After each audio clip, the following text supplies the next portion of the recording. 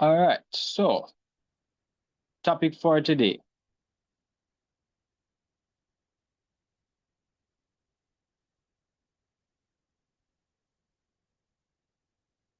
The true origins of Christmas and birthday celebration. Tis the season of learning, not the season of giving. So I give you some time to write the topic. I was told that I was going too fast. So I need the class to tell me if they want me to slow down. So everybody can get a chance to write, because person said that they need to take the notes for their homework. And they don't see why we're rushing, because we're all at home on Zoom. So please, everybody, tell me if you're in agreement with your fellow classmates or classmates who say that I am going too fast, so I can slow it down. Thank you very much. I see a hand there.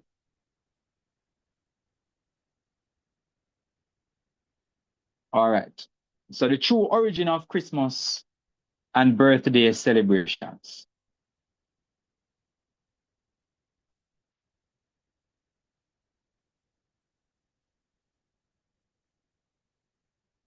It's the season of learning. All right, slow enough. Awesome. Anyways, so when you ask the internet, the Google, to give you birthday verses, what does the Bible say about birthday? That's usually how I normally go about putting these presentations together. Just to see what the internet says, because you know the internet usually says something contrary to what we are going to study the script and actually discover.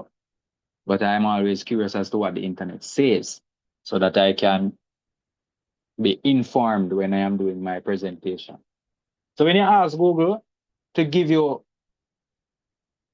Bible verses that contain birthday or address birthday or Bible verses pertaining to birthday, you'll find these verses, the 20 best birthday Bible verses. So we're going to go through them. You'll tell me if they say anything about birthday. Ephesians 2:10. You don't need to write these, because we're going to run through them here quick and fast. Ephesians 2:10 says, we are his workmanship, created in Mashah, Yahusha, unto good works, which Elohim prepared beforehand, that we should walk in them. You see anything about birthday there? Quickly. You should be right. No. No. All right, Jeremiah 29:11, everybody's favorite verse. For I know the plans I am planning for you, declares Yahuwah, plans of peace and not of evil, to give you a future and a hope or an expectancy. You see anything about birthday? No. John 16:21, the woman has grief when she is in labor, because her hour has come. But as soon as she has given birth to the child, she no longer remembers the affliction for joy that a man was born into the world. Does it say anything about celebrating birthday? No. It just tells the ecstasy a woman feels after a child comes out of her womb, right? Mm-hmm. Proverbs 9:11, for by me your days become many, and years of life are added to you. Does it say anything about birthday? No. No. Psalm 16:11, you show me the path of life. In your presence is joy to satisfaction. At your right hand are pleasures forever. Birthday? No. No.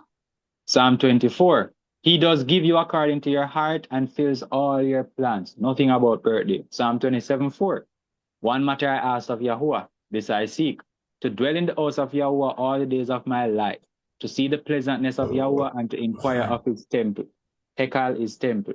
If you want to write something, write that. Hekal is temple. You see anything about birthday? Like this. No. Psalm 90:12. Teach us to number our days and let us bring the heart to wisdom. Now, if they were going to use something, this would be the best one, right?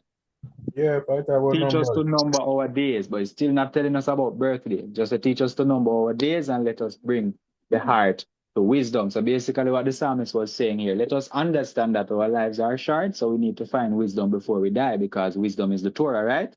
We learned that many weeks ago, that wisdom is the Torah. Now say go. Yeah. Yeah. Very good. Psalm 91 verse 11 and 16. For he commands his angels concerning you. He will give his angels charge over you. That is what this verse is saying. To guard you in all your ways. With a long life, I satisfy him and show him my deliverance. Does that have anything to do with birthday? Nope. No. Psalm 118, verse 24. This is the day Yahuwah has made. Let us rejoice and be glad in it. Is the birthday you make and you must rejoice and be glad in it? Eh? No. Psalm 37, 4 and 5. Delight yourself in Yahuwah. Let him give you the desires of your heart. Commit your way to Yahuwah and trust him, and he does it. It have nothing to do with birthday. Lamentations 3, 22 and 23. The loving commitment of Yahuwah, for we have not been consumed, for his compassions have not ended. They are new every morning. Great is your faithfulness. That's where they get the song from. Great is your faithfulness. That has nothing to do with birthday. Number 6, the blessing that we use every Shabbat. Yahuwah barak you and shamar you. Yahuwah bless you and guard you. Yahuwah make his face shine upon you and show favor to you. Yahuwah lift his countenance upon you and give you peace. Do you see anything there about birthday? No. No. And the last one, last slide. Zephaniah 3:17. Yahuwah your Elohim is in your midst, who is mighty to save. He rejoices over you with joy. He is silent in his love. He rejoices over you with singing. Nothing about birthday. Psalm 139, 13 and 14. For you possessed my kidneys. You have covered me in my mother's womb. I give thanks to you, for I am awesomely and wondrously made. Wondrous are your works, and my soul knows it well. Nothing about birthday. Psalm 71:6. Upon you I have learned from my birth. You take me out of my mother's womb. My praise is continually of you. Nothing about birthday. Just speaking about his birth and how Yahweh was instrumental in a successful delivery. Colossians 2:16. Let no one therefore judge you in eating or drinking or in respect of a festival or a new moon or a Sabbath. And we all know that this has nothing to do with birthday. This was speaking about the feast days, the Sabbaths, all the things that are prescribed for us to actually keep in the Torah. Oh, there are more. James 1:17. Every good gift and every perfect gift is from above, coming down from the Father of lights, with whom there is no change, no shadow of turning. So there is no shadow of turning with thee.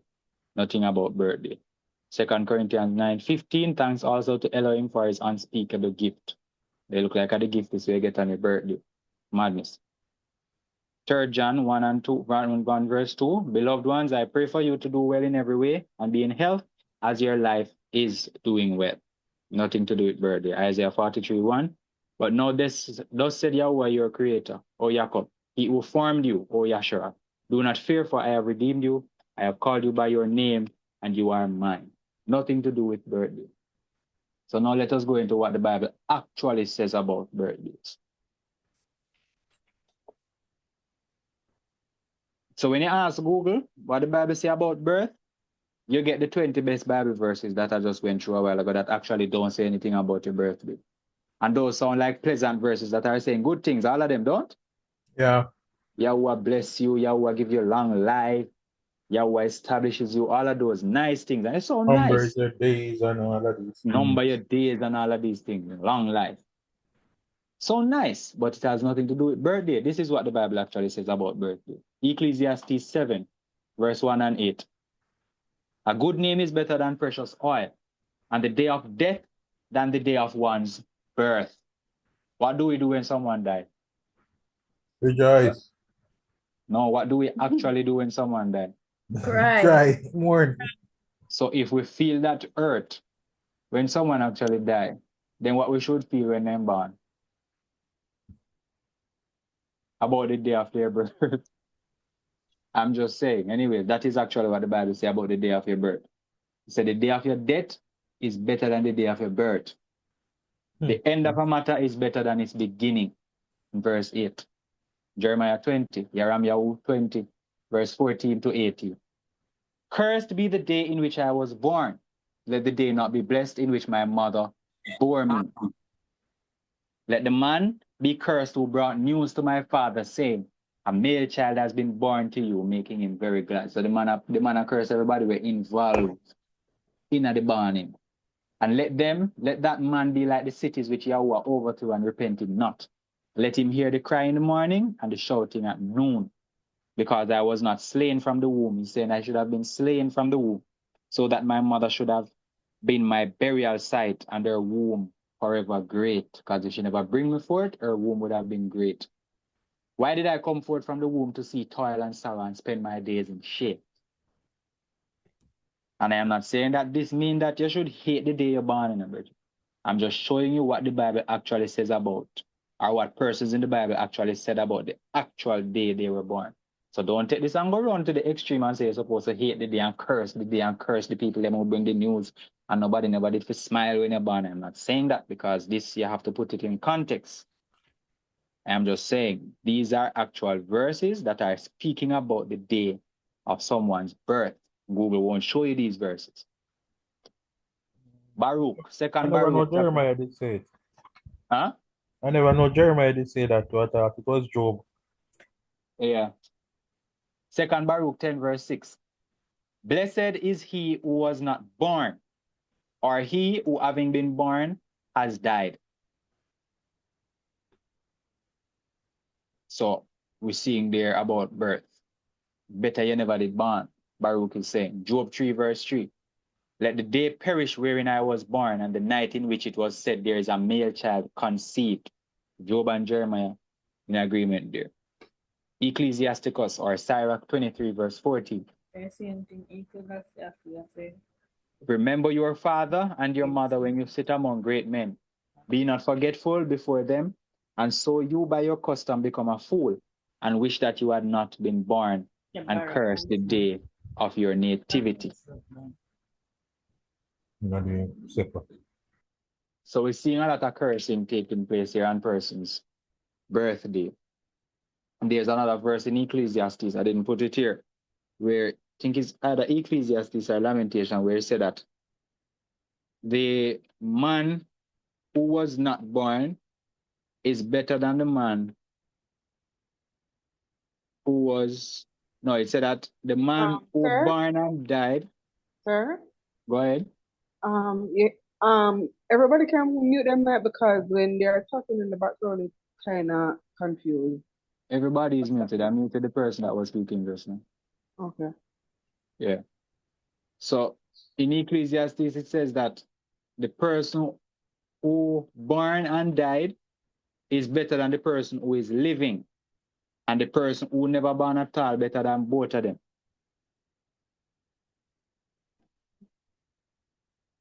So that is what the Bible actually says about birthdays. So now we're going to look at the origin of birthdays and Christmas, and we're going to start with Christmas. As we're going into the silly season, place get cold, and them call it Christmas breeze. The breeze existed before Christmas, but the breeze named Christmas breeze. And the breeze will be here after the Christmas season pass, but a Christmas breeze. It come before Christmas, and it's here after Christmas, but it's Christmas breeze. Anyways, the origins of Christmas. According to the New Catholic Encyclopedia, according to the hypothesis accepted by most scholars today, the birth of Christ was assigned the date of the winter solstice, which is December 25 in the Julian calendar, January 6 in the Egyptian, because on this day, as the sun began its return to northern skies, the pagan devotees of Mithra celebrated the Die Natalis Solis Invicti, which means birthday of the invincible sun. On December 25th, 274, Aurelian had proclaimed the sun god, principal patron of the empire, and dedicated a temple to him in the Campus Martius. Christmas originated at a time when the cult of the sun was particularly strong at Rome. This is coming from your Catholic encyclopedia. They are saying that this day existed already as the day of the invincible sun. It was celebrated in Rome to their god Mithra, the sun god. That was the celebration, and then they later ascribed it or assigned it as the date of the birth of Christ. Only in the 5th century did the Roman Catholic Church order that the birth of Christ be observed on December 25th, the day of the old Roman feast of the birth of Sol, the sun god. They renamed this day Christmas. So they just rebrand it. And a lot of this take place. It happens with Easter as well. lot of rebranding. So Easter coming from Ashtoreth, go to Ishtar, now it's Easter. Google AI, when you ask for the origin of Christmas. Christmas originated from a blend of ancient pagan festivals and Christian traditions, with the date December 25th chosen in the 4th century by the early Christian church to attract non-Christian followers. The church established the celebration of Jesus' birth to coincide with existing pagan festivals like the Roman Saturnalia and the winter solstice celebration of the sun god Sol Invictus. Many modern traditions, such as decorating with evergreens, also have roots in these pagan celebrations of the winter solstice. So Google is saying that getting the tree, decorating the tree, have roots in paganism, pagan culture, come from the pagans. It's not from scripture, it's not from Yahuwah. And even in the earliest form of Christianity, even though we don't subscribe to Christianity, it did not exist. They adopted it because they wanted more non-Christian followers. So they bring in a non-Christian day, which is December 25th, to attract the non-Christian followers. And it's the same thing with churches today. They go against the Torah to attract more and more people. So today in the world, now the world decide that, listen, man to man is fine, woman to woman is fine. And so the church is now saying that God is love. So we accept anybody. So they change the law to increase their following or to increase membership to collect the tithes. Anyways, Britannica. The precise origin of assigning December 25th as the birth date of Jesus is unclear. The New Testament provides no clues in this regard. December 25th was first identified as the date of Jesus' birth by Sextus Julius Africanus in 221 and later became the universally accepted date. One widespread explanation of the origin of this date is that December 25th was the Christianizing of the Die Solis Invicti Nati, day of the birth of the unconquered sun. Same thing, day of the invincible sun. Continues, a holiday in the Roman Empire that celebrated the winter solstice as a symbol of the resurgence of the sun, the casting away of winter, and the heralding of the rebirth of spring and the summer. So that is the reason why they celebrate this day. Because remember, during the winter, the sun is at its lowest point, and that's why the place is cold. Now they're saying after the winter, the sun makes a grand return, a grand comeback, and returns to the big gate and start hot up at the place, and spring comes around and everything gets back light. So it is saying that it is the return of the unconquered sun. So it's sun worship, basically, Virgin. It's just basic sun worship, plain and straight.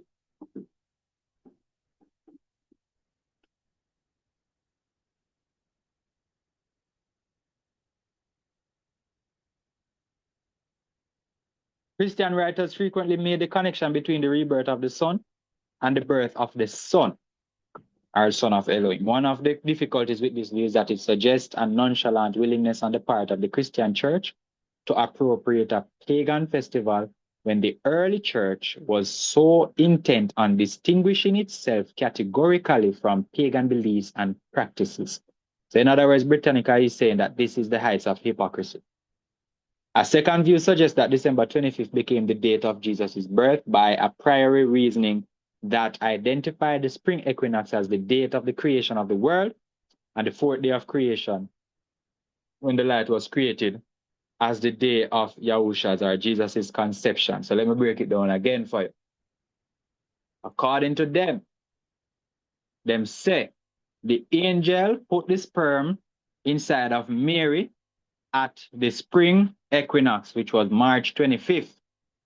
When the angel put the sperm inside of Mary, March 25th, 9 later, Mary gave birth to Yahusha, which was on the winter solstice, which is December 25th. Everybody understand that? If you don't understand, it's fine because it's madness. But do you understand what they are saying?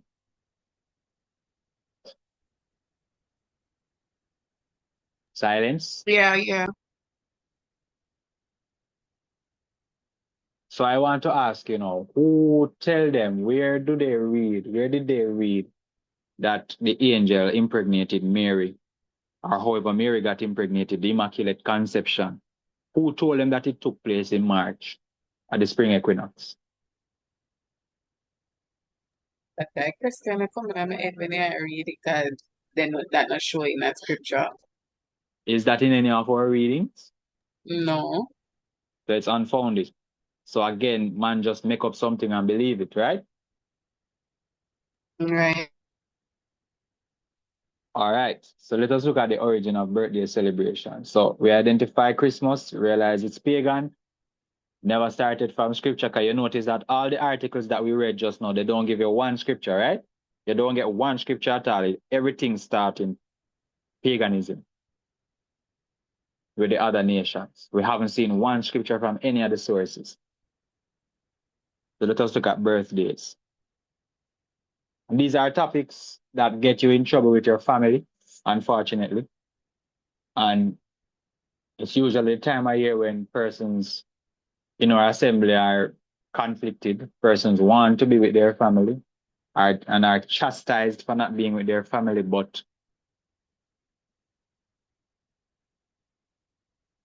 is either you're with Yahuwah or you're with man.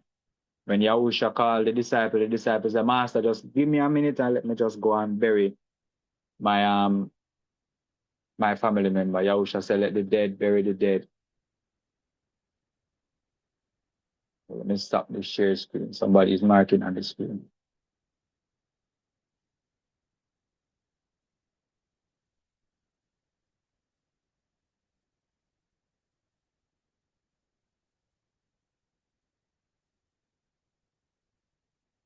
All right.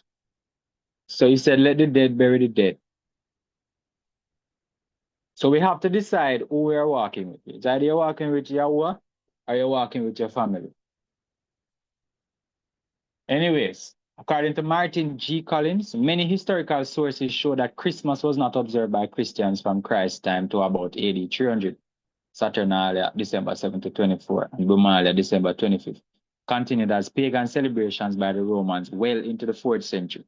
With the Catholic Encyclopedia 1911 edition in the article Natal Day records that early Catholic Church Father Origen acknowledged, and then he gave a quotation of what Origen said, and we're going to look at that later on.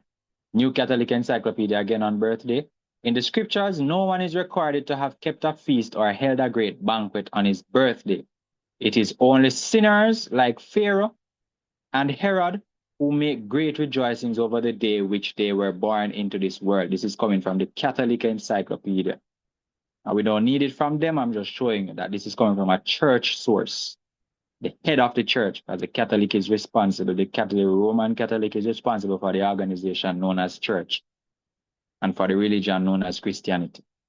Even though you have the Protestants, the Catholic Church is the head of Christianity. Wikipedia. Many religions celebrate the birth of their founders or religious figures with special holidays. Example, Christians with Christmas. So the Christians celebrate Christmas as the birth of Jesus. The Islam celebrate Mawlid, which is Buddha's birthday in Buddhism, and Krishna Janmashtami, which is Hinduism. So all of these religions they celebrate the birthday of either their founder or their religious figures.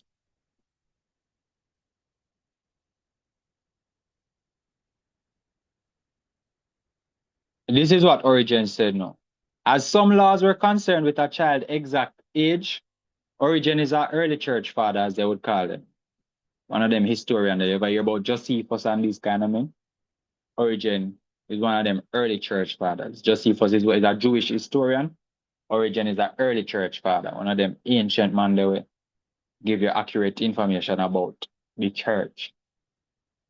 Anyways, he says, as some laws were concerned with a child's exact age, it may be assumed that Jewish families usually remember the day of birth, but birthdays were not celebrated. So he's basically saying the fact that you can give an account as to how old someone was in the Bible at a certain point when a certain story is making reference to it means that you would have kept a record of the day they were born, which is fair, right? If you can tell me that Noah was 500 or whatever year old when he went into the ark or however you go or when he died, then it means that a record was kept of the day he was born. That right? That's fair enough, no? Right. Yes, it is. It is. All right. So he's saying, so even though there's a record of the birthdays were not celebrated.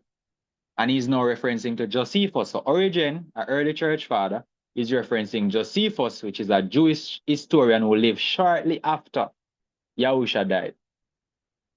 So Josephus even informs us that the Torah forbids the practice of turning the occasion of one's birth into an opportunity for a celebration and drink.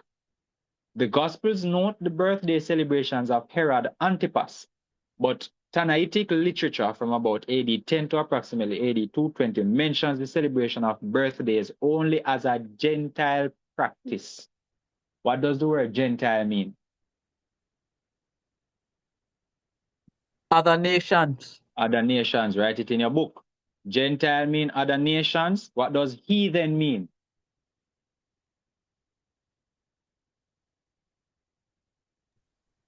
Anti-Torah. No, sir, heathen mean other nations too. What does pagan mean? Other Other nation. nation.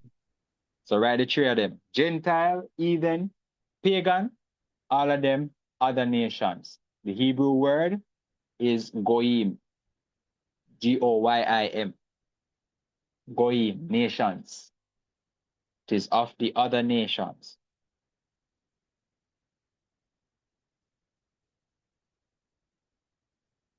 So whenever you hear us saying that it's pagan, it means that it is not of Yahshua, it is of the other nations. So that is basically what Josephus was saying and Origen. That birthday celebration was a pagan practice. Gentile, heathen, pagan, same thing. Now, during the Christian era, the early followers of Christ didn't believe in celebrating birthdays.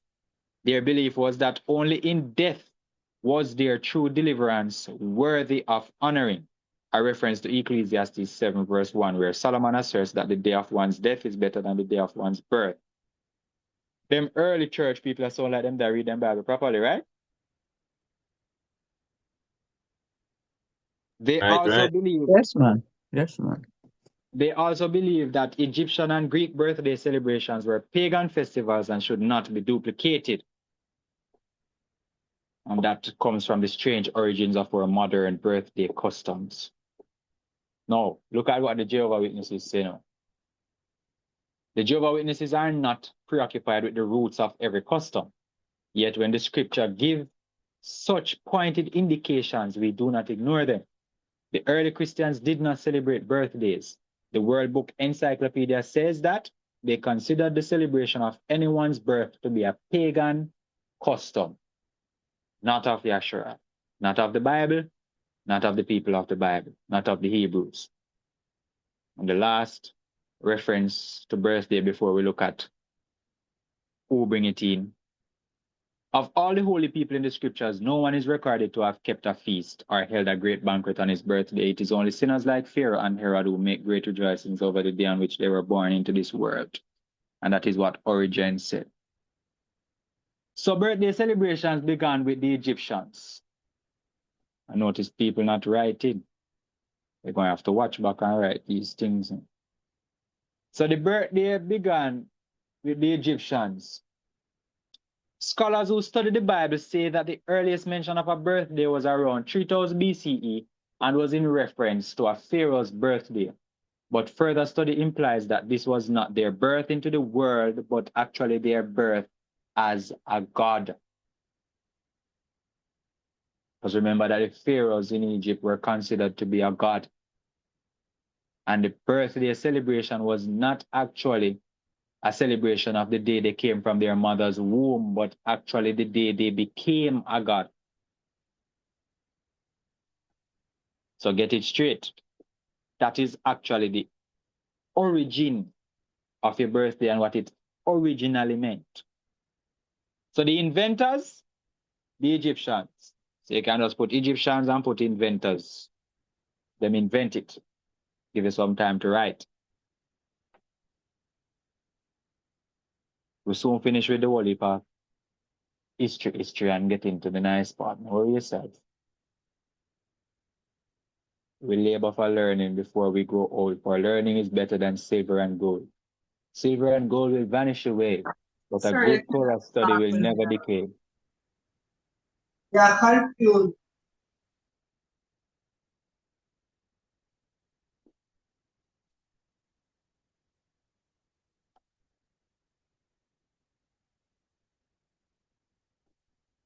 All right.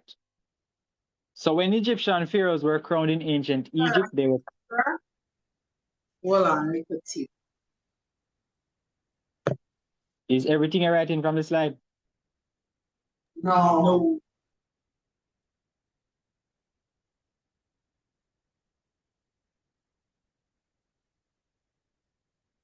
I am going to start to send the PowerPoint in the group afterwards. Is that okay? Are you after right now? Right. Yes, sir. Yes, sir. That's okay. Yes, I can do that. All in favor for the PowerPoint to be sent in the group? Aye or no? Aye or nay? Or raise your hand? Aye. Aye, Me? aye. Me, I.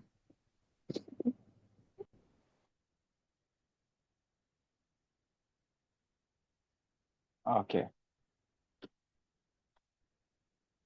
So when Egyptian pharaohs were crowned in ancient Egypt, they were considered to have transformed into gods. This was a moment in their lives that became more important than even their physical birth. So after the Egyptians coming with the birthdays now, the Greeks took it up and they brought in the candles. Pagans such as ancient Greeks believed that each person had a spirit that was present on the day of his or her birth. This spirit kept watch and had a mystic relation with the god on whose birthday that particular individual was born. Gods and goddesses were a huge part of Greek culture. Greeks offered many tributes and sacrifices to appease these gods. The lunar goddess Artemis was no different. As a tribute to her, the Greeks would offer up moon-shaped cakes adorned with lit candles to recreate the glowing radiance of the moon and Artemis' perceived beauty. The candles also symbolize the sending of a signal or prayer. Blowing out the candles with a wish is another way of sending that message to the gods. So this is where you get your cake, your candle, and the candle is lit, and you had to blow out the candle. All of it coming from pagan, heathen, Gentiles. So the Greeks brought in the cake and the candle, and the blowing out of the candle and making a wish. Because you see them say with a wish is another way of sending that message. So you make a wish. So you blow out the candle and you make a wish. And we did these things so innocently back in the day. Luckily for me, I never got a birthday party because we were too poor for that.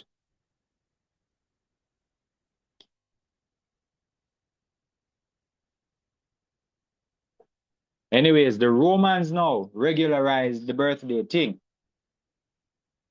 This seems to be the first time in history where a civilization celebrated the birth of non-religious figures. Regular Roman citizens would celebrate the birthdays of their friends and family members. The government, however, created public holidays in honor of more famous citizens. So in other words, them say, when the Romans them take it up in a bridge, all the common man start celebrating birthday now. That's why the Romans make nowadays a man say to you, so today my birthday now, we arguing me. Or if you not tell him happy birthday and vex.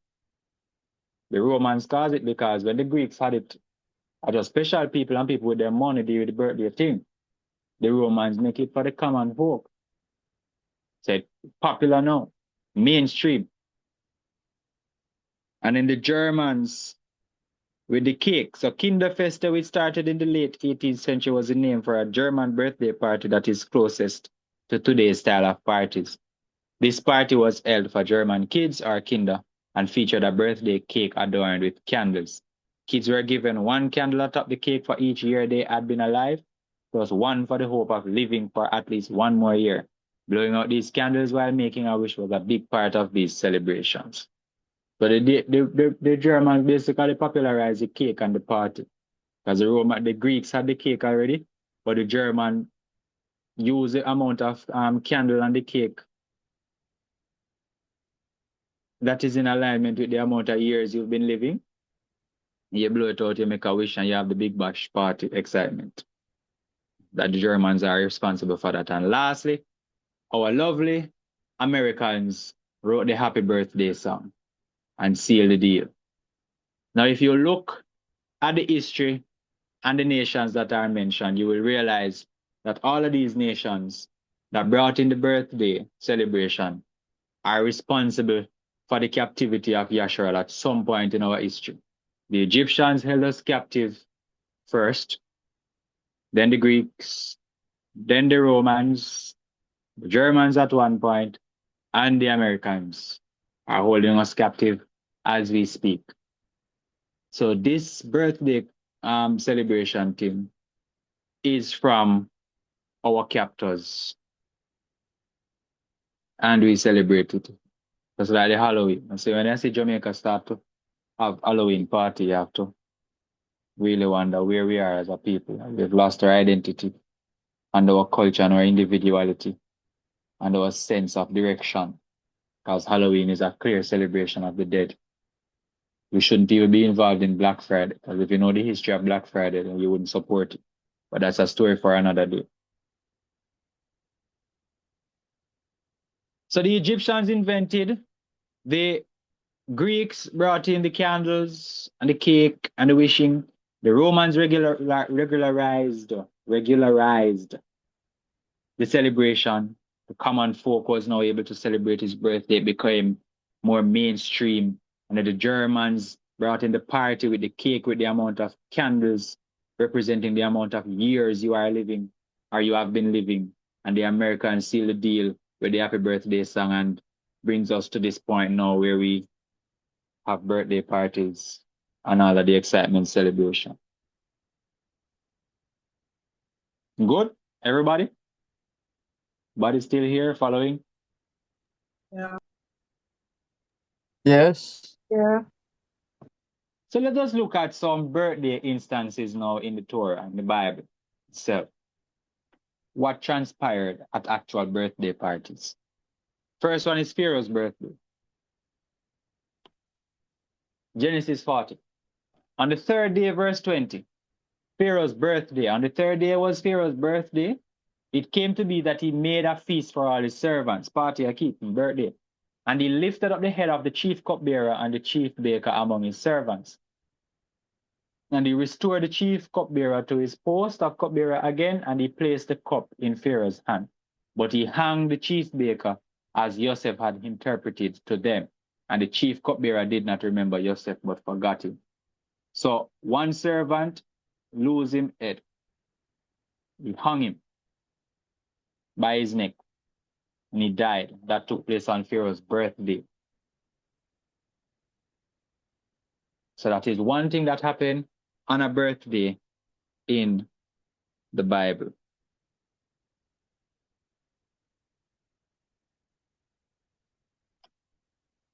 Then we have the example of Job.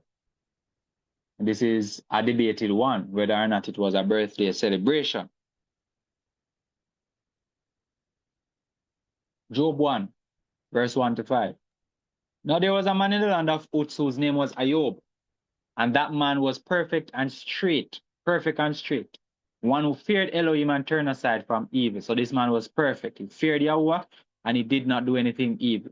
He had 7 sons and 3 daughters who were born to him. His possessions were 7,000 sheep, 3,000 camel, 500 yoke of oxen, 500 female donkeys, a very large body of servants, so that this man was the greatest of all the people of the East, rich. As Jamaicans would say, stink like dog. And his sons went and had a feast, party, big dance, in the house of each on his day. Now the phrase on his day gives the impression that this was birthday celebration. So each person held a feast on his respective day. And they sent and invited their 3 sisters to eat and to drink with them. And it came to be when the days of feasting had gone round that Job would send and set them apart. Saying, send and set them apart. When you say send and set them apart, what do you think that means?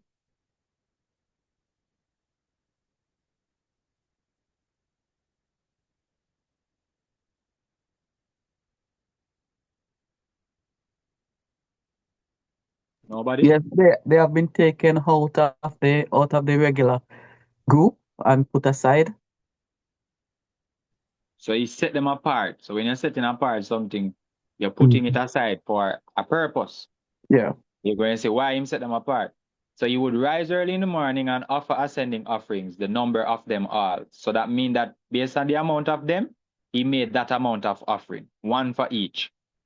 For Ayub said, this is why he made the offering. It might be that my sons have sinned and cursed Elohim in their hearts, while them did that, they were away, because them keep big birthday party, as we would like to believe. But a man might say we're grasping at straws here because it never said anything about birthday. Fine. How about the book of Maccabees? This is a part of our scripture. Second Maccabees 6. Not long after this, the king sent an old man of Athens. Athens is Greece, the capital of Greece. So the Maccabean period, the Maccabean books took place in the kingdom of, or the empire of Greece. So he sent an old man of Athens to compel the Yahudim to depart from the Torah of their fathers and not to live after the Torah of Elohim.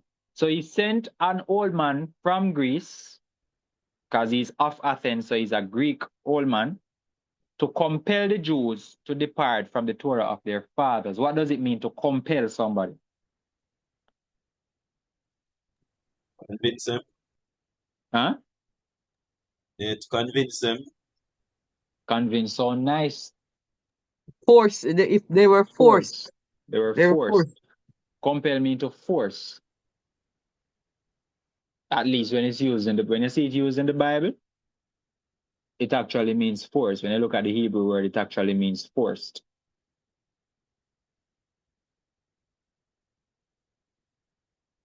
So he tried to force them not to live after the Torah of Elohim, and to pollute also the temple in Jerusalem, and to call it the temple of Jupiter Olympius, and that in Gerizim, of Jupiter the defender of strangers, as they did desire that dwelt in the place. So basically their whole aim is to get these people to go against the Torah of Yahuwah. The coming in of this mischief was sore and grievous to the people, for the temple was filled with riot and reveling by other nations. When you hear reveling, you know, say a big party them are keeping at the temple. Carnival, naked woman, all kind of example, all kind of nastiness, sorry. The temple was filled with riot and reveling by the other nations who dallied with harlots. See, they're dallied with harlots. And I'll make it up, Virgin. Anyway, you're reading in the Bible and you see reveling, big party, naked people, dagger in a guan. Warm up and go for dagger master, who dallied with harlots and had to do with women within the circuit of the holy places. And besides that, they brought in things that were against the Torah. The altar was also filled with profane things which the Torah forbids. Neither was it lawful for a man to guard days of Shabbat or ancient feasts or to profess himself at all to be a Jew. So them coming with new days until they said to celebrate. And when you celebrate the Sabbath and the ancient feasts, the tabernacles, the Passovers, the unleavened bread, the teruah, the trumpets, the atonement, all of these things, you're getting problem. And in the day of the king's birth, verse 7, every month they were brought by bitter constraint to eat of the sacrifices. See it here, brought by bitter constraint. Constraint and compel, same thing, force. I am forced. So they were forced to go to the king's birthday party and to eat of the sacrifices. I remember I tell you already, where you eat is who you are covenanted to. So we're not supposed to eat any way, because a lot of time we see Israel eating and getting problem for where they're eating and who they're eating with. So eating is a very serious thing. Now, when the feast of Bacchus was kept, the Jews were compelled to go in procession to Bacchus carrying ivy. Moreover, there went out a decree to the neighbor cities of the heathen, or the other nations, by the suggestion of Ptolemy, against the Jews, that they should observe the same fashions and be partakers of their sacrifices. And whosoever would not conform, because you have some people who say, I will not do it. So the Jews knew that they were not to be engaged in any birthday celebration and them sacrifices. Anything that is not commanded in the Torah, I should not be a part of it. And so they said, no, they would not conform themselves to the manner of the other nations. They were put to death. Then might a man have seen the present misery.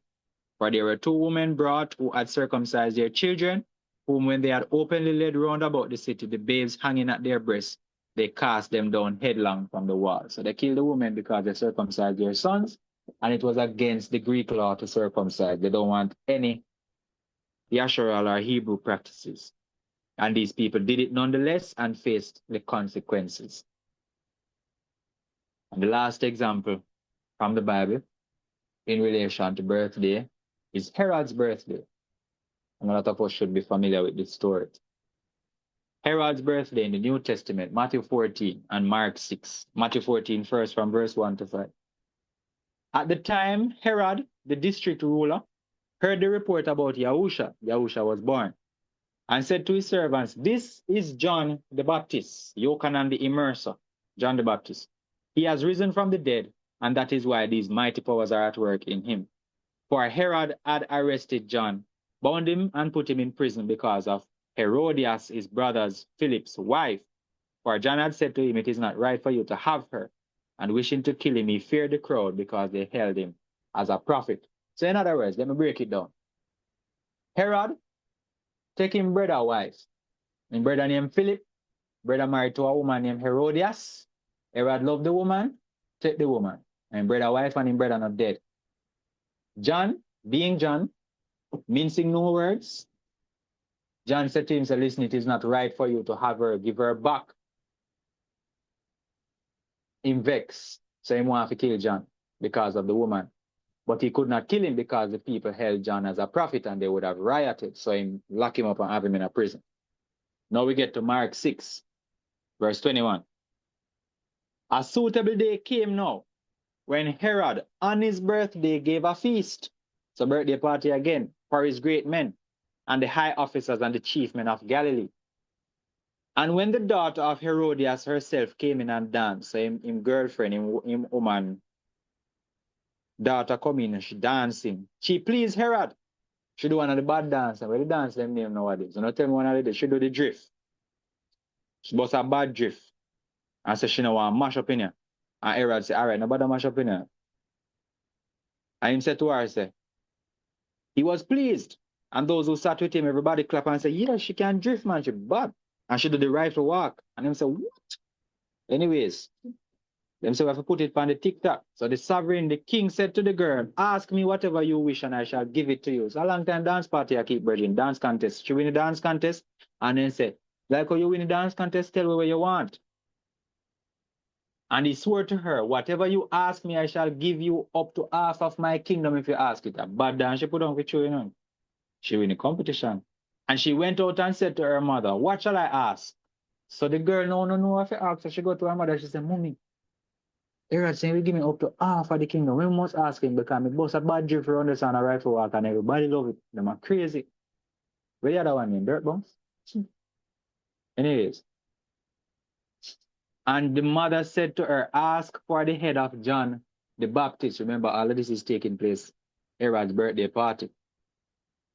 And coming in immediately with haste to the king, she asked, saying, I wish that you give me at once the head of John the Baptist on a dish.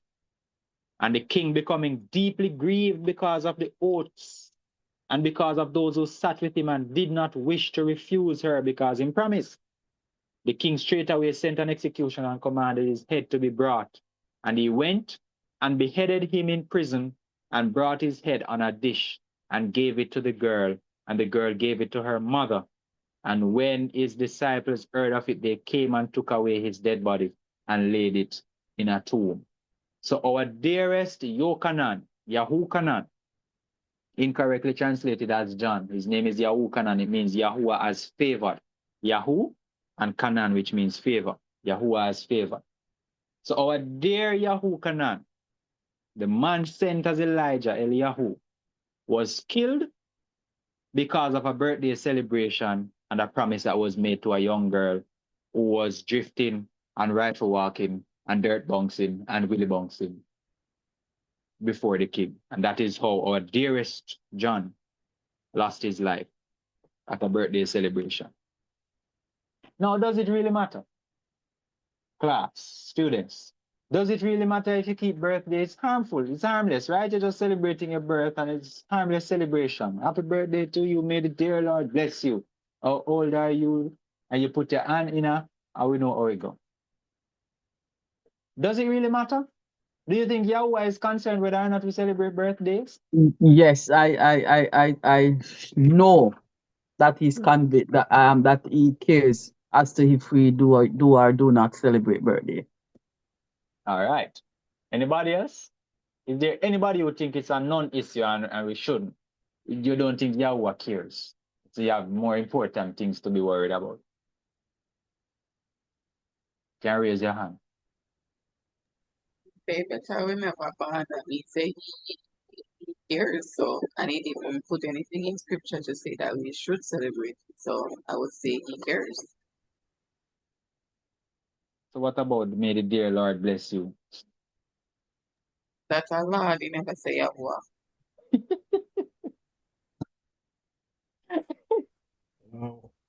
All right. Question. Yes, sir. Is there anything in the Torah that tells us that you can't celebrate it?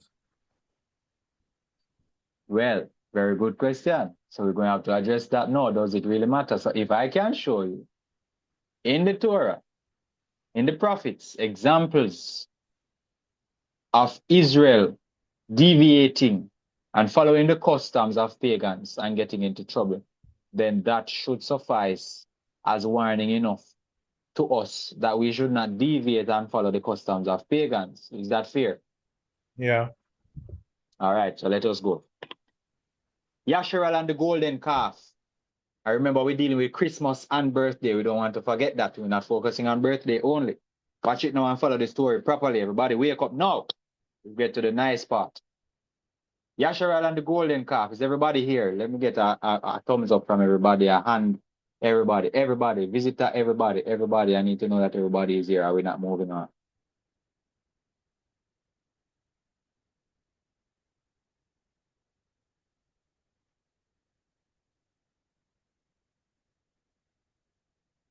All right, ready now. Yisrael and the golden calf. Ready.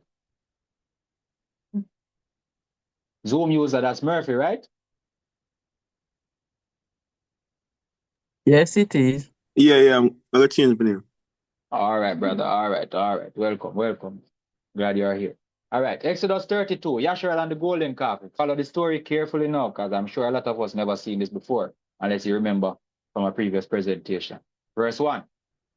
When the people saw that Mashah was so long in coming down from the mountain, 40 days, 40 nights in gone, the people gathered together to Aharon and said to him, Arise and make us Elohim. When you see mighty ones, there's Elohim. The translators put mighty ones because they don't want to refer to the what you call it now, the inanimate object as Elohim, but the actual Hebrew word that is there is Elohim.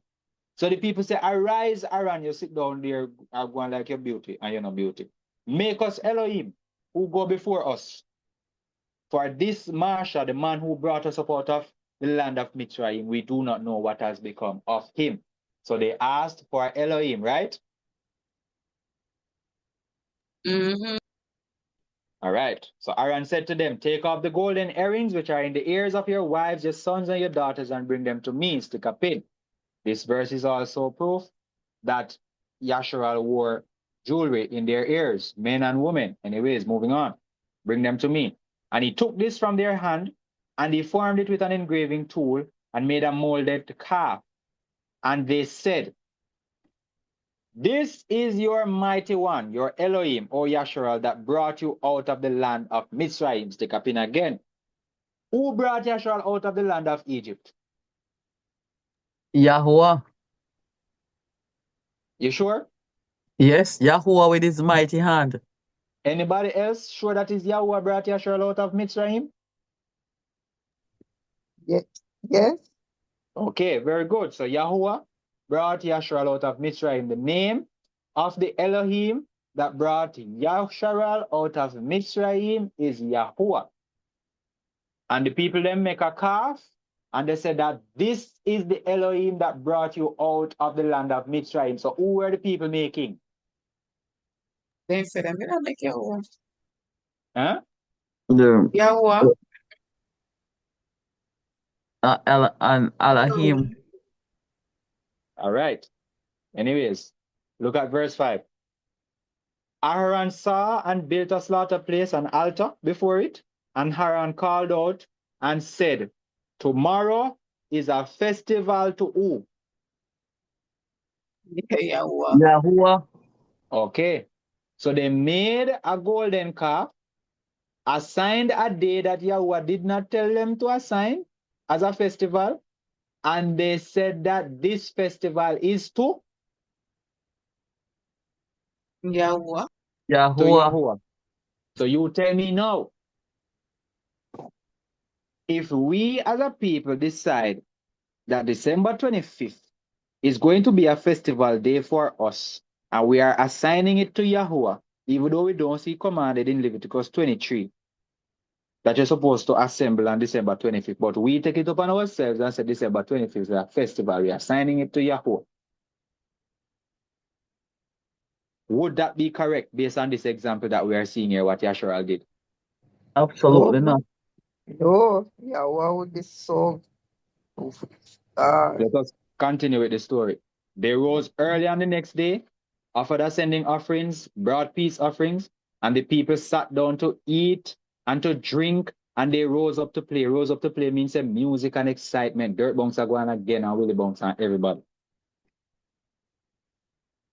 Sound good, don't it? Talk the truth. It sound good. Not to me. It sound harmless. Like Christmas, 'tis the season of giving. You love your neighbor. You give to your neighbor. It's a good season. Sound good. Sound harmless. So you would think this is the exact same. I don't see how this is any different from Christmas. But we continue. Look at Yahuwah's reaction to their action. Yahuwah said to Mashah, go and get down. And him not said it's nice. Anybody can tell me in Patwa how Yahuwah tell Moses to go away? To leave? Come down. Go down there, so now we know. Put up there. Go down there, so now, Jeff. Very good. Go get down for your people. All of a sudden, none of him people again. Your people whom you brought out of the land of Egypt. So Yahweh said, enough. You know, look like a me carry them out. I don't feel people. It no look like a me carry them out. Then he say, your people whom you brought out of the land of Mizraim have corrupted themselves. They have what? Corrupted Themselves. Themselves. So if you celebrate Christmas, you are corrupting Corrupted. yourself. Yeah. They have turned aside quickly out of the way which I commanded them, because I did not command you to celebrate this day as a festival day. I did not command you to make any calf, any image of any sort, and ascribe it my name. They have made themselves a molded calf and have bowed themselves to it and slaughtered to it and said, this is your mighty one, O Yisrael, who brought you out of the land of Mitzrayim. And Yahweh said to Mashah, I have seen this people, and see, it is a stiff-necked people, hard is. And now, let me alone. Say this in a pattern of him. What him say here, sir? Left me alone. Let me get fix them business. Anybody else? When him say, let me alone, that my wrath may burn against them and I consume them and make of life. Allow me. Allow me, let me deal with them. Allow me, let me start them out. You know, now say it how I want him to say it, man. He basically tell Mashah, say, move out of my way, make me kill them. That is what he is saying. He not tell himself allow him, because Mashah can't stop him from doing what he's doing. Mashah stand up in the way, and he said, just watch it, I beg you, please, just watch it, make me kill them. Now you tell me, how is this different from the Jesus pictures and the statues of Jesus and Mary that are worshipped and revered around the world? How is it different? Is it any different? Not the same thing.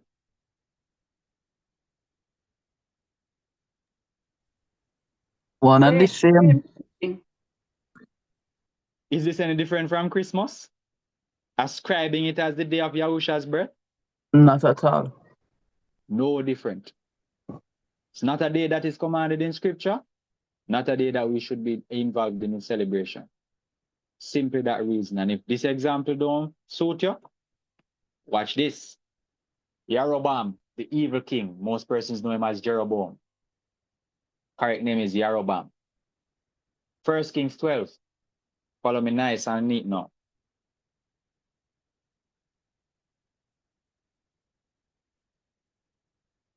Jeroboam said in his heart, now the kingdom shall return to the house of David.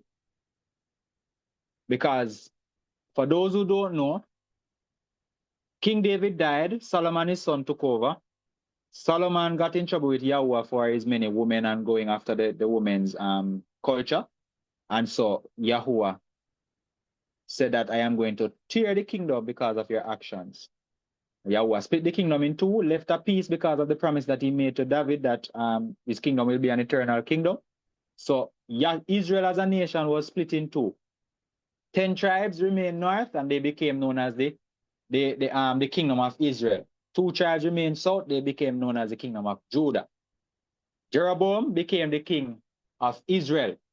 Rehoboam was the king of Judah. Everybody following? Jeroboam became the king of Israel, which is the 10 tribes at the top. Rehoboam, became the king of Judah, which is the 2 tribes at the base, which is the kingdom of Judah. So Israel have 2 kings now at the same time, as we knew it. Israel and Judah, 2 different kings. So when that happens now, what happens is that Jerusalem can only be one place. And we know that Jerusalem is where you go for your festivals, right? Jerusalem is where the priests are because the temple is in Jerusalem. That's how you go. Yes. So you have a problem now because all Israel have to go to Jerusalem. Jeroboam, or Jeroboam, the one in the north who is responsible for Israel, don't have Jerusalem in his domain. The geographical Jerusalem was not in his domain, so he have a problem because in people have to go to Jerusalem 3 times a year for the festivals. So we pick up the story now. That's why I'm hatch up the story here now and said, the kingdom shall depart, shall return to the house of David if I allow the people to go back to Jerusalem. If these people go up to do an offering in the house of Yahweh at Jerusalem, then the heart of these people shall turn back to their master, Rehoboam, the king of Yehuda, and they shall kill me and go back to Rehoboam, king of Yehuda. Say, man insecure, brethren. The man said, I cannot allow my people to go down to a next man kingdom, to go celebrate no tabernacles, no unleavened bread, no Passover, no Shavuot. No. So the king took counsel and made 2 calves of gold and said to the people, it is too much for you to go up to Jerusalem. See your Elohim, O Yisrael, which brought you up from the land of Mitzrayim. I wonder how much people bring them from Mitzrayim. The same thing like Iran in the brethren. Is one thing with us as a people, we are going to repeat the foolishness that our forefathers did. That's what he make this time. And in worse, can make he make 2. And look why he make up 2. Because in kingdom big. So he put 1 in Bethel and he put 1 in Adan. So that are 2 capital city, one up at the top, and so people from one part can go one place and people from the next part can go the next place. And look what verse 30 said. This matter became a sin for the people, went before the one as far as Dan. And he made the house of high places and made priests from all sorts of people who were not of the sons of Levi, another capital crime, brethren. You can't just take up a man and say, I'm a priest. And that's why we don't have any authority to collect tithes and offering because we are not priests. We don't even know which tribe we come from. So warn to all of these people who are collecting tithes and offering from people. You're not supposed to do it. You are not a priest. Anyways, we're staying on topic. So he made priests from people who, all sorts of people who were not of the sons of Levi. Verse 32. Look what him do now with him bright self. And Jeroboam performed a festival on the 15th day of the 8th month, like the festival that was in Yehuda. Do we have a festival in Leviticus 23 commanded for the 15th day of the 8th month? Not at all. When is our festival supposed to be held? 15th day of the 7th month. 15th day of the 7th month. Jeroboam said, me and create my own festival. And he offered on the slaughter place. And so he did at Bethel, slaughtering to the calves that he had made. And at Bethel, he appointed the priests of the high places which he had made. And he made offerings on the slaughter place which he had made at Bethel on the 15th day of the 8th new moon in the new moon, which he had devised in his own heart. This is what we do. The Catholic Church tell you that, I think it's the Pope in right, that I, the Pope, based on the authority granted me by God, change the sanctity of the 7th day to the 1st day, and that is why we worship on Sunday. So these are things which mankind devise in their own heart. Don't follow them. And so he performed a festival for the children of Yisrael and offered on the slaughter place and burned incense. So that is what Jeroboam did. Sound like Christmas, don't man? Just make a date and say, celebrate this day, festival. You know so? Yes. All right. Chapter 13. One thing with Yahweh, I'm going to deal with them thing here swiftly. Now see, a man of Elohim went from Yehuda to Bethel by the word of Yahuwah, while Jeroboam was standing by the altar place to burn incense. So he not even get to come down yet in a brethren. Yahuwah sent the prophet said speed, you know, this is what you call said speed. And he cried out against the slaughter place, the altar, by the word of Yahuwah and said, so the prophet passed the altar and bawled out against the altar and said, O altar, altar, thus said Yahuwah, see, a son is to be born to the house of David. Yoshiahu is his name. A lot of us know him as Josiah.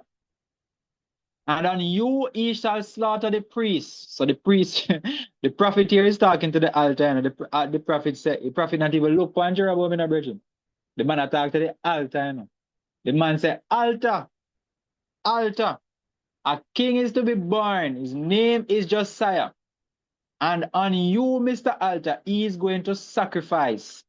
Kill the priests of the high places who burn incense on you. And men's bones are going to be burned on you. Because them altar, you can burn people upon them because these are not Yahuwah's altar, right? Yeah. Right. Yeah, so Right. you can burn across this guy on this. And he gave a sign the same day, saying, this is the sign which Yahuwah has spoken. See, the altar is split apart, and the ashes on it is poured out. And it came to be when King Jeroboam heard the saying of the man of Elohim, who cried out against the altar in Bethel, that he stretched out his hand from the slaughter place, saying, seize him! So when the prophet is crying out against the altar, Jeroboam named hype, calls him a king, stretch out him hand, but seize him! And then his hand, which he stretched out toward him, dried up, so that he was unable to bring it back to him. So the hand stiff out upon him and dry up, him can't even bend the elbow for drying back the hand. Same time. And the king then said to the man of Elohim, come home with me and refresh yourself, and I give you a gift. So I skip out a few verses to not let the presentation be too lengthy, so I can give you the backstory. So in other words, when him says him hand dry up, you can go read the story yourself. Him begged the prophet to pray for him. The prophet prayed, Yahuwah restore him hand, and we get here now in verse 7 where he said to the king said to the man, come home with me and refresh yourself, and I give you a gift because you restored my hand.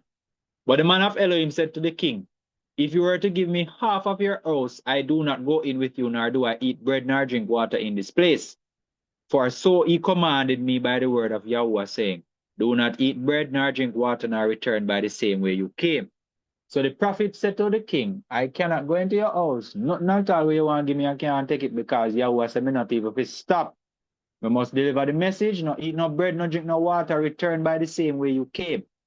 My brothers and sisters, what is the instructions that this prophet received from Yahuwah? Deliver message. Don't eat nor drink, and don't return the same way you come. Thank you. Same way, son. Nor return by the same way you came. That is the instruction, and you're supposed to follow the instruction, right? Yes, he should. And he Yes. and he's seemingly following the instruction now because him tell the king say me can't stop. Mm-hmm. So him a go on good so far. So far. Watch him now. So he went another way and did not return by the way he came to Bethel. Now a certain old prophet was dwelling in Bethel, and his sons came and told him all the works that the man of Elohim had done that day in Bethel, and the words which he had spoken to the king. So his son then tell him, said, Daddy, you know, so one prophet go to the one Jeroboam him, and Jeroboam talk about seize him, and the man drive him, man, you know. And him have to beg about the man to release the man, and the man release the man, you know. So the father said, who you ask it to me, say? A big dance. Say, which part him go? And them tell him, say, me see him and go down Spanish Town on the bypass. And him say, all right. Verse 13 now. He said to his son, saddle the donkey for me. And they saddled the donkey for him, and he rode on it. And he went after the man of Elohim and found him sitting under a terebinth. And he said unto him, are you the man of Elohim who came from Yehuda? And he said, I am. And he said to him, come on with me and eat bread. So he's a prophet talking to a prophet, you know, but he's an old prophet. So when he say old prophet, this sound like Yahuwah done with this a prophet. No, sir. That that's what we considering, you know. That's what, it's like him park him, you know, finish with him, Him done park with him, him, sit him him done with him. down. That's why I say old Yeah. prophet. Him done with you Mm-hmm. because you're old now. Me stop sending you Mm-hmm. out. So you not get no word from me again. So I just time for you to live out till you're dead. You mean a retirement. So he said, come on with me and eat bread. And the other prophet now said to him, I am not able to return with you or to go with you, nor am I to eat bread or drink water with you in this place. For a word came to me by the word of Yahuwah. And Yahuwah said to me, do not eat bread, nor drink water, nor return by going the way you came. And he said to him, Brethren, me a prophet like you, I am a prophet like you too. And the messenger spoke to me light. Him say, an angel spoke to me by the word of Yahweh, saying, bring him back with you to your house and let him eat bread and drink water. But he lied to him. And so he turned back with him and ate bread in his house and drank water. Virgin, let me tell you say a while ago, say the Pope say. What the Pope say? But he was given authority. He was given authority by Yahuwah. Now that the Pope say, Virgin, Yes. Yeah. to institute all of these days where them institute, change Sabbath Yep. from 7th day to 1st day and all of these things. Now that the Pope say. Yes, sir. Okay, watch this now. So he turned back with him, went to his house, ate bread and drank water. And it came to be as they sat at the table that the word of Yahuwah came to the prophet who had brought him back. So Yahuwah said, all right, since I listen to old prophet and me done with me, I'll give old prophet message for you. And he cried out to the man of Elohim who came from Yahudah, saying, thus said Yahuwah, because you have rebelled against the mouth of Yahuwah and have not guarded the command which Yahuwah your Elohim commanded you, and turned back and ate bread and drank water in the place of which he said to you, do not eat bread nor drink water. Your body shall not enter the burial site of your fathers. And he went, so him get up and him left, because him get the message in verse 23, get up and him leave. So he went, and a lion met him on the way and killed him, and his body was thrown on the way, and a donkey was standing by it, and the lion was standing by the body. So you tell me now, the prophet delivered the message, did not stop with the king and did not eat with the king, but the next prophet got him and tell him, say, a messenger angel tell me, say, make you come back with me. And him go back. And he died as a result of not following Yahweh's command. So I ask the question again. How serious are Yahweh's commands? Were we not told not to turn to the right or to the left? Yes, sir. So you tell me now, are you going to listen to the Pope? Or are you going to work with what you see in the word? Because the prophet listened to another prophet. Who should the prophet have listened to? If the instruction was going to change, where should the change of instruction have come from? Right from Yah's mouth. The man himself who gave the instruction in the first place. Direct to you, to me. If him give me the instruction and him change it, it means supposed to give it again. And the next thing again, we are to be very careful as a people who is walking in the way of Yah. When some people come and say, Abba Yah said this and Abba Yah said that, we must know Yah's character. And we must know what Yahweh is capable of and what he does and does not do. Yah does not change his mind. So Yah could not have gone to that man and tell him to say, you can eat and drink. He Thank you doesn't very much. change his mind for no reason at all. Does not change his mind. And that is why we as an assembly, we stand by the column, by the foundation, by the principle. It's one of the pillars of our faith at this assembly, where the Torah cannot change. Yahusha said it when he came, the same man who them say, come and change the law, him said, not one yard, nor one tittle shall by no means pass from the Torah until all be fulfilled. Every man say, heaven and earth will pass away before the law change. So think not that I came to destroy the Torah or the prophet. I did not come to destroy, but I came to perfect it. Them right fulfill, perfect, fully preach, fully teach, to be the living example of it. The law cannot change, brethren. If him say circumcise in the Old Testament, then I circumcise in the New Testament. If Paul tells you not to circumcise, you tell Paul about his mother, and you keep it moving. 1 Kings 14. At that time, we continue now because we're not done with Jeroboam, because remember, say Jeroboam going with himself. At that time, Abiah, the son of Jeroboam, became sick because Jeroboam going with himself in a virgin and create feasts where he's not supposed to create, and create altar where he's not supposed to create, and make priests out of man when not supposed to be priests. So his son became sick, and Jeroboam said to his wife, arise and disguise yourself, so they do not know that you are the wife of me, you see?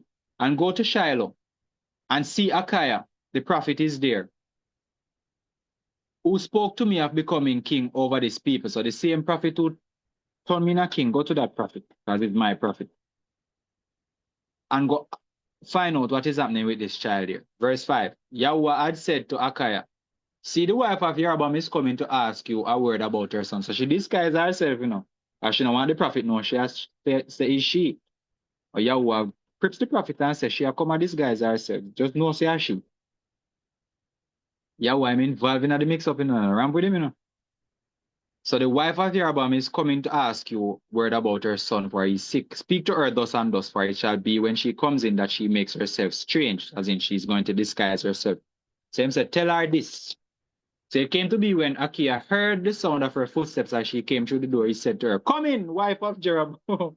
The woman must have said, now you know, see me. And he said, why are you making yourself strange? Where you hide for? That's how we stay, we not change. He said, where you hide for? We put on some sitting for you. If you take care because I know see you. And I have been sent to you with a hard word. He said, you come, boy, yeah, these guys. You're not going to like this word that me get for you. He said, go and say to your husband, Jeroboam, thus said Yahweh, Elohim of Yisrael, because I exalted you from among the people and made you rule over my people, Yisrael, and tore the kingdom away from the house of David, and gave it to you, and you have not been as my servant David, who guarded my commands and who followed me with all his heart, to do only what was right in my eyes. You hear when said David do? Guarded his commands, followed him with all his heart, and did all that was right in Yahuwah's eyes, not David's eyes, Yahuwah's eyes. But you have done more evil than all who were before you. You have gone and made for yourself other mighty ones and molded images to provoke me, and have cast me behind your back. Therefore, see, I am bringing evil to the house of Jeroboam, and I will cut off from Jeroboam every male in Yasharel. What do you mean when him say I will cut off from Jeroboam every male in Yasharel? What does that mean? Kill them. Yeah, kill, but what does it mean for the house of Jeroboam? Them That not means gonna that be no more. no It will be replenish. no more because Yeah. there is no male to carry on his line. Mhm.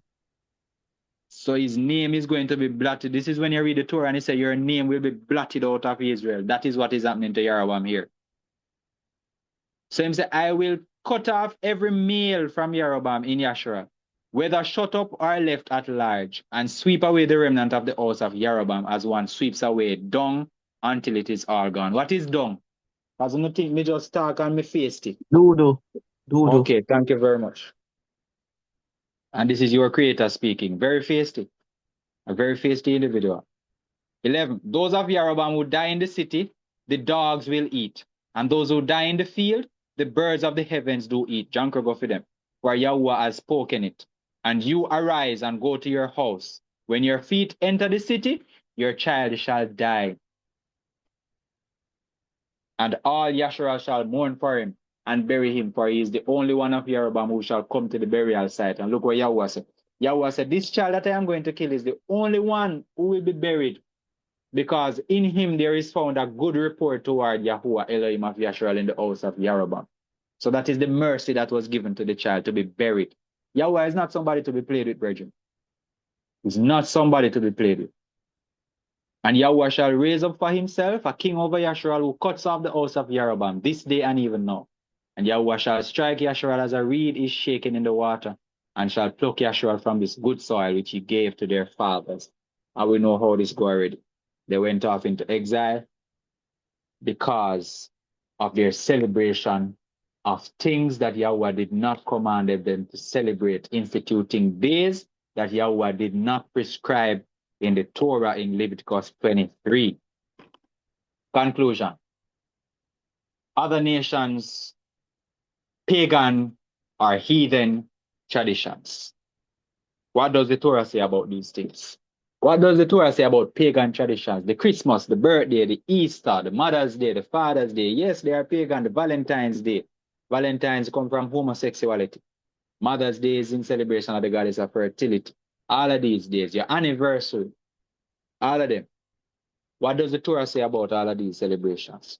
We All of these must not traditions. do what the heathens do. Let us go to the word. Leviticus 18 verse 3. Do not do as they do in the land of Egypt where you dwelt.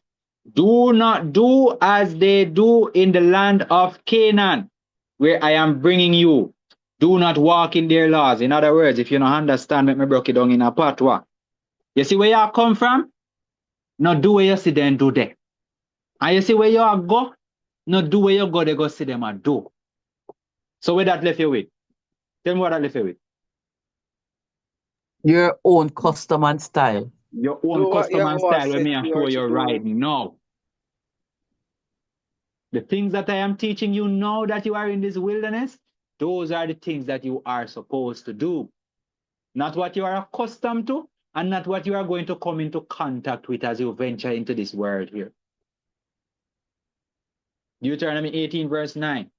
When you come into the land which Yahweh your Elohim is giving you, do not learn to do according to the abominations of those nations. If you see them a eat pork, no near me.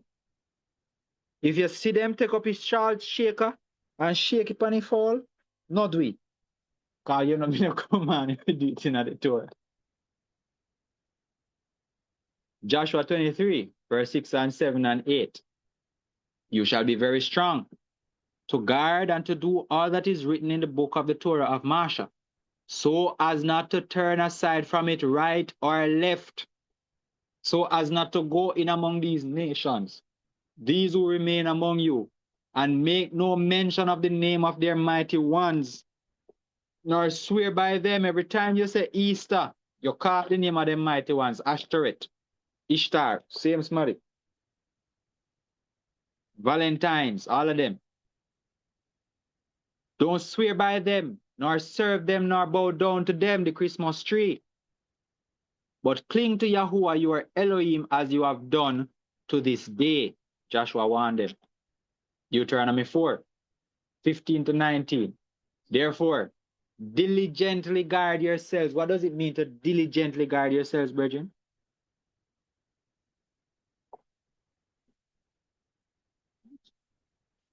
What does it mean to diligently guard yourselves? Scrutinize everything and just stick to it. No Scrutinize fear. everything. Fine tooth comb.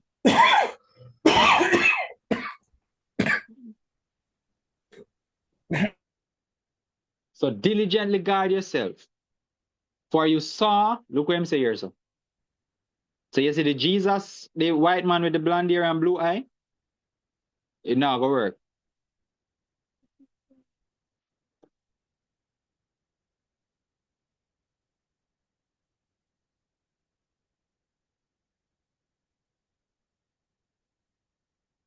You saw no form when Yahweh spoke to you at Horeb out of the midst of the fire. So in other words, he's saying, You can't draw me. You can't carve me. You can't engrave me because I showed you no form. When I spoke to you out of the midst of the fire, you saw no form, so you do not know what I look like. Don't make any image. Don't make anything and call it by my name and say, this is Yahuwah. Don't do it. Lest you should do corruptly and shall make for yourselves a carved image in the form of any figure. No make no dragon, no make no lion, no make no puss, no rat, no cat. Oh, puss and cat are the same thing. No dog, none of it. The likeness of male or female. I showed you no form. I am not a man. I am not a woman. I showed you no form. The likeness of any beast that is on the earth, or the likeness of any winged bird, no eagle, no ox, nothing that flies in the heavens. The likeness of any creature that creeps on the ground, or the likeness of any fish that is in the water under the earth. Me no shark, me no whale, no. Lest you lift up your eyes, watch this now, and they kill the Christmas man now, you know. Lest you lift up your eyes to the heavens, and you see the sun, the moon, and the stars, and all the hosts of the heavens, and you'll be drawn away into bowing down to them and serving them. Is this not the origin of Christmas? Sun worship. Is it not? It is. Yes, it is. Is it not the very same reason why the first day of the week was called Sunday?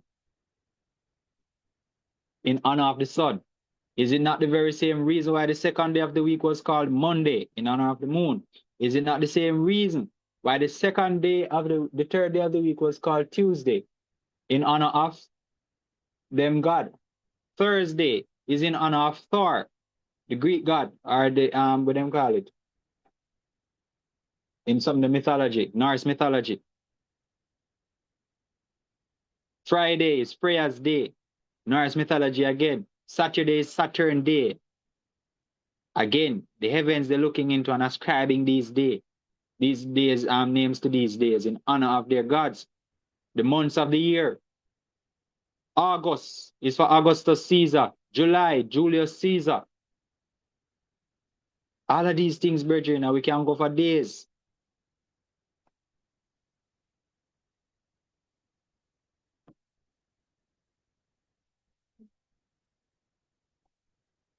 Jeremiah 10. And people just, when you give them this one, they are speechless. They don't necessarily know what to say. They say you're drawing at straws, but I see this very clearly. Hear the word which Yahweh speaks to you, O house of Yasharal. Thus said Yahweh. Again, Yahweh have to warn us through his prophet after warning us in the Torah. Do not learn the way of the nations, the heathens, the pagans, the Gentiles. Do not learn their way. What is way? What do you mean to think by way? Custom. Culture, Their custom, practices, culture, tradition. custom. Thank you. Do not be awed by the signs of the heavens, for the nations are awed by them. So a long time people are used the sun and the moon and worship them. And it is not coincidence that this follows, because Christmas comes from sun worship. Look how the verse continues, the chapter continues. For the laws of these people are worthless. For one cuts a tree from the forest, the work for the hands of a craftsman with a cutting tool, and they beautify it with silver and gold, and they strengthen it with nails and hammers so that it does not fall. Is this not the very same thing that they do in Christmas? That's the empty. They are like a rounded post, and they do not speak. They have to be carried, because they do not walk. Do not be afraid of them, for they do no evil, nor is it in them to do any good. There is none like you, O Yahuwah. You are great, and great is your name in might. I do not require any additional customs, any additional practices. Do what I ask you to do. Nothing less, nothing more. Anything less and anything more is sin. You have missed the mark, and the mark is the Torah. that is the end of the presentation. And just for your information, Santa Claus is the Spanish for Saint Nicholas, who is a Catholic virgin there, who involved in a heap of nastiness. Just for your information. Questions, comments, concerns, loud outburst.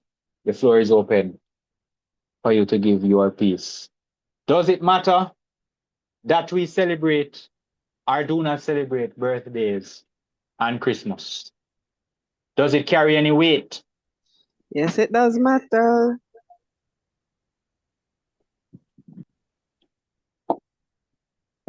All right. When you have read Ayub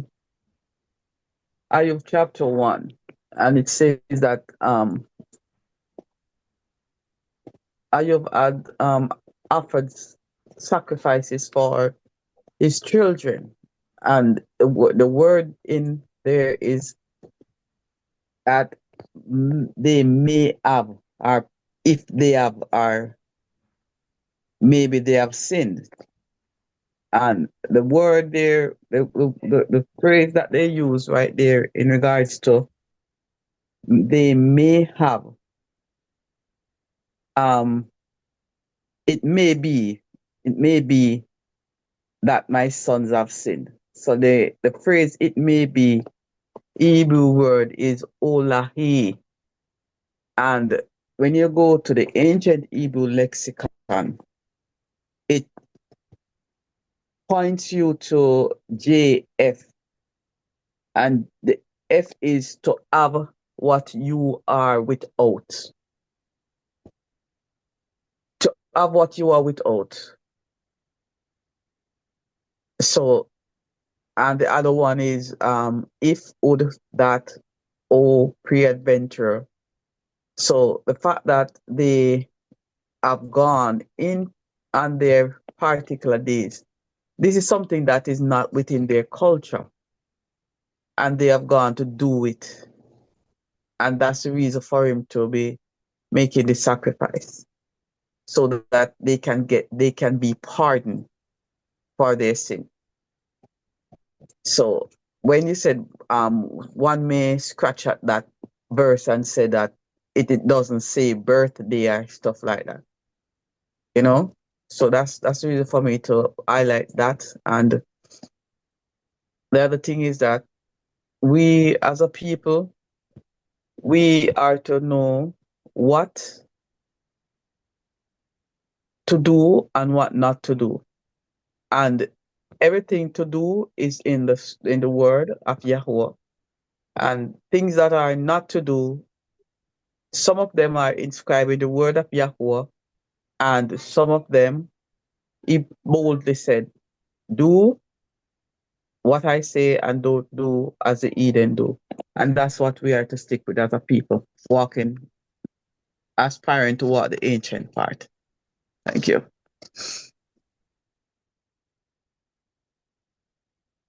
All right, anyone else? Questions? Comments? Learned anything? Yes, Had anything reinforced? Yeah, go ahead. just want to know. Since this deer season now coming up, and when we do use the same shop like them, we do use the same supermarket. When we go inside there, if I see a nice fruit cake, which they call Christmas cake, and decide to buy one, is that a problem in this season here? Or if I decide to bake one?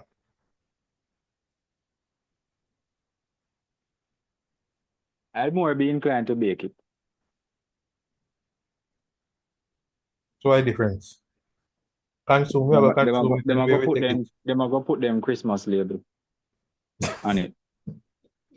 So why bake it in this season? Why not bake it in the middle of the year or some other time? Why bake it in this season? So you probably just feel like to eat piece of cake. You're ready, I catch you see everybody with him. right, so question. I have a question. All right, so for me, I do a little baking, right? What if I I want to take advantage of this season, to earn, and I bake these cakes and sell. Not that I'm baking for myself to eat. Should we be partaking That's in such? participating. Huh? That is participating. Okay. That's participating in the season's festivity and making also a profit from it. So, Okay. and this is what the Torah warns against when it says we have to diligently guard ourselves. It's very difficult, It's extremely difficult because, as you rightfully said, it's their season. It's all around us. And I think one of the best ways for us to get out of it is what I try to do whenever, especially in those set of days, is either I stay home altogether or I go somewhere where it's only like-minded people. Because once you go on the road, it's basically you're in the festivities. Because you can't go anywhere and it's not there. I'm at work now and just decorating. The body is a frenzied decoration. They want. So I signed up for. I volunteered for an activity, an outreach activity at work. Hold a moment.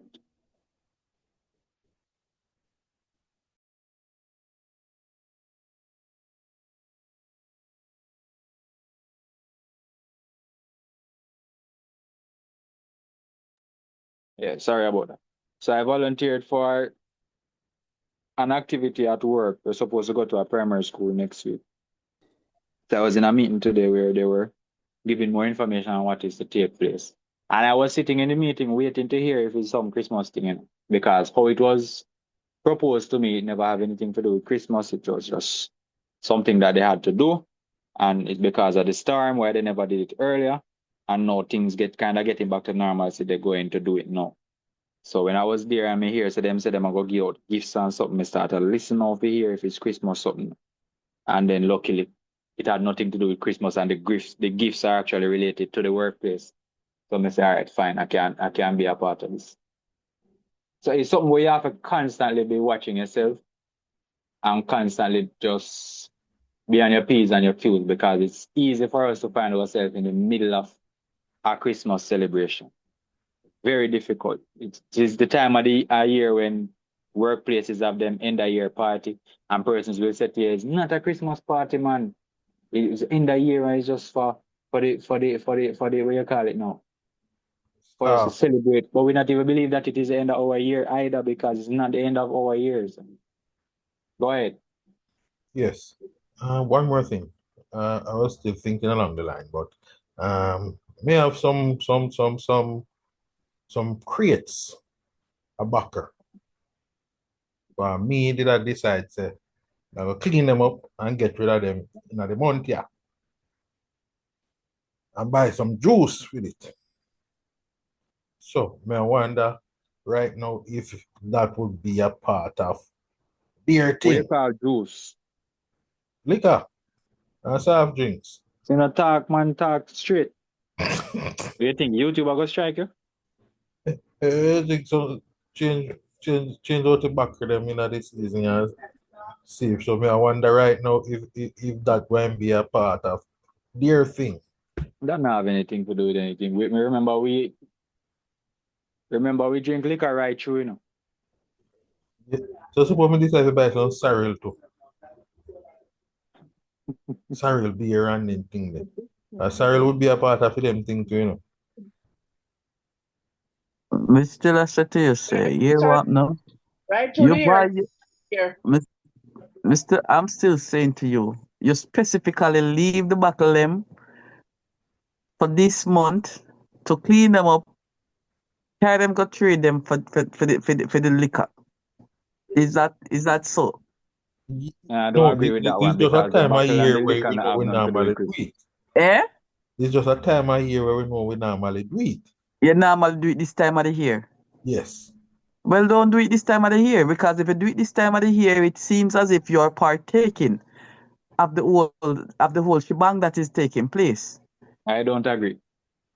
Because selling buckle to go and buy liquor don't have anything to do with anything. Brady drink liquor right through the year. So that is besides Christmas. That don't have anything to do with Christmas. If it is No, sorrel, then me would have probably say you can get sorrel anytime else in the year. But the selling the bottle to go and buy liquor, that I don't see how that is related to Christmas or getting involved in the no. festivities.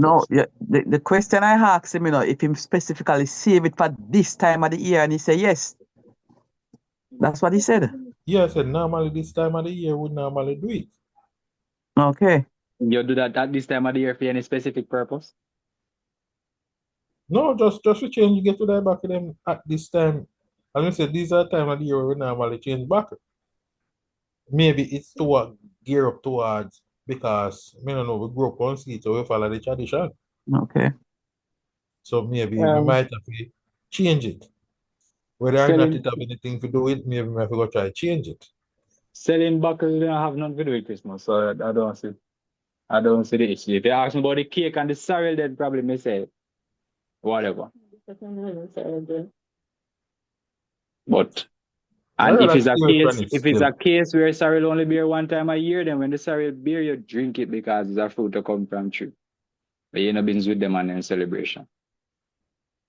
But as me say with the cake, if you want to bake the cake, in my opinion, and I'm giving my opinion here, if you want to bake the cake, your business, you bake your cake, you eat your cake. I wouldn't buy the one from the supermarket with the Christmas label and decoration on it. Okay, okay. But as with the cake, you can't eat the cake anytime around the year. Me personally feel like you're just ready because you see the people with them cake, you want it now. Could be. Yeah.